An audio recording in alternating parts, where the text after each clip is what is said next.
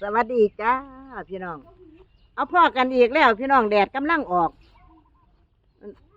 หน่อยๆนึงกับสมาฮ้อนได้แจ้มาอยู่หม่องธรรมชาติทั้งหลังมีป่าดอกไม้ปลูกไว้ถ้าไปปัดไปว่าถ้าบูชาพร้อมสำหรับบูชาดอกดาวเรื่องมันเจริญรุ่งเรืองพะนะโอ้ยจะมันเถ่ามากอะจะมันเสียงกับเสียไปน้ำเมดไปน้ำกำลังกับบ่มี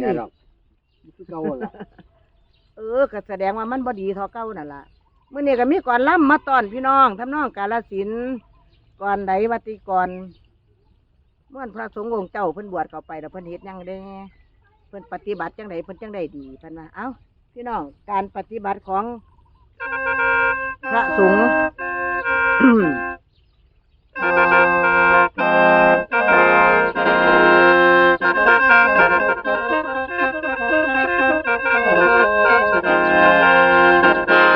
แล้วมาบัดนี้แม่เอ้ยแม่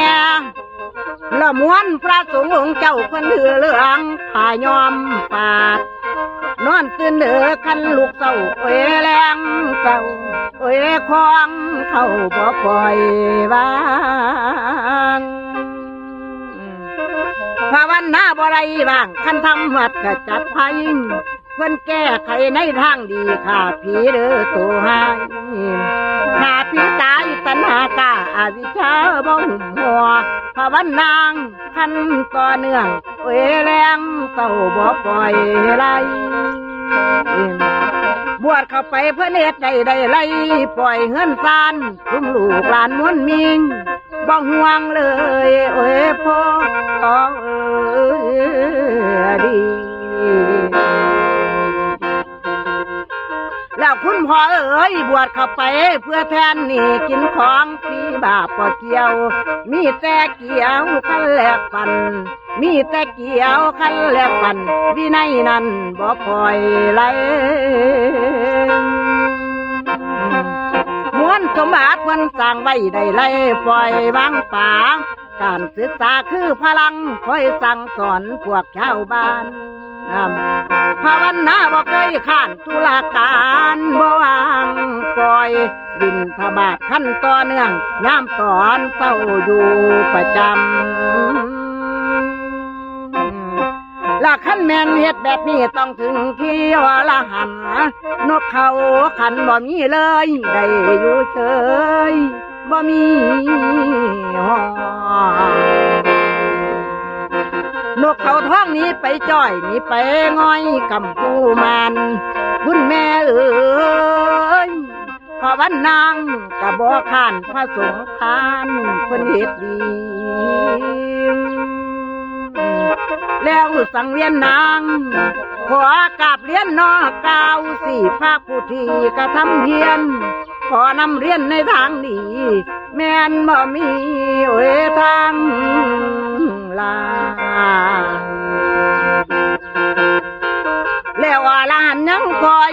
ถ้าพระขีนางยังคอยอยู่นกเขาคู่ตูดหายนกเขาคู่นิ้วโหดหายขันนี้จอยบ่หวังนังนกเขาขันละตัวโหดลายนี้ออกจากพุ่มใจเลยสดใสกายางนวลพาส่งเนื้อองค์เจ้าบวชเข้าไปเพื่อนละบอกเคยนอฉันเขาผ้าแรงบ่มาห่วมการสำรวมบ่ปล่อยทิมการสำรวมบ่ปล่อยทิมสนิมกลัวดอกวางใจพวกพ่อแม่น้องเอ้ยอ้ายอยากไปบ่มีละพานท่านอยากไปทำทานพร้อมรักษานอสินแก่แล้วคุณแม่เอ้ยภาวนาให้ผัดแผ่วตัวตันหางให้ไก่ห่าง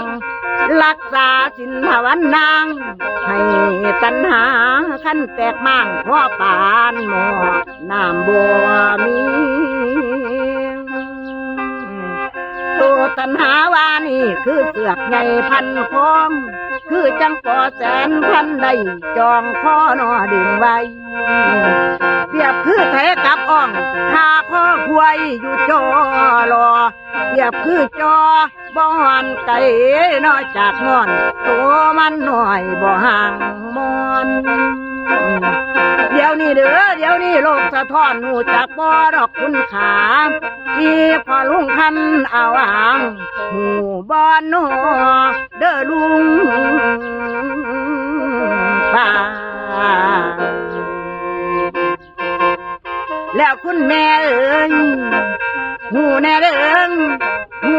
จักเสียบหูจักหาภาวันนางให้มันเด่นผู้เป็นเน้นคงที่จำน้อจือไว้อย่าไล่ปล่อยขันสินสิบม้วนพระสงฆ์ก็คือกันส่วนวินัยอย่าไล่ลางภาวันนางให้ตัณหามันมางขันนี้ไปน้องไก่ห่าง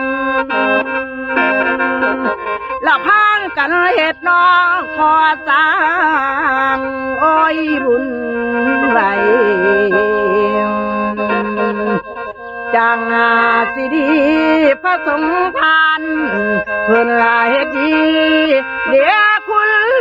ยายเอ้ยโอ้ยนาโอ้ยน้อง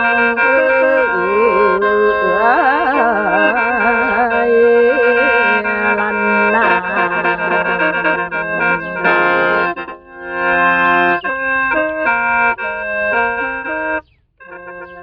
เพิ่นว่าม่วนพระสงฆ์องค์เจ้าเพิ่นถือเหลืองผ่าย้อมฝาดนอนตื่นเด็กลูกเศร้าคล้องเข่าบ่ปล่อยว่างเพิ่นว่านี่ล่ะเพิ่นจังได้เฮ็ดทำปฏิบัติธรรม